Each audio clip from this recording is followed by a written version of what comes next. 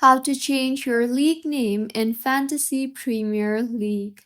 Hello everyone, I am Bishaka and welcome to our channel. Now let's get right into the tutorial.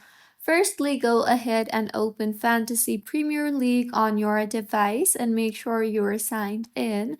And if not, then go ahead and sign yourself in.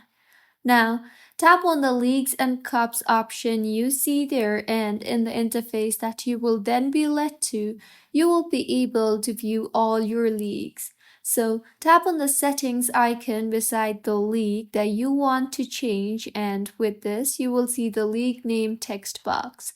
So tap on the text box you see there and further go ahead and make any required changes, and finally tap on the update league button you see there, and with this, as you can see, the league name has been changed.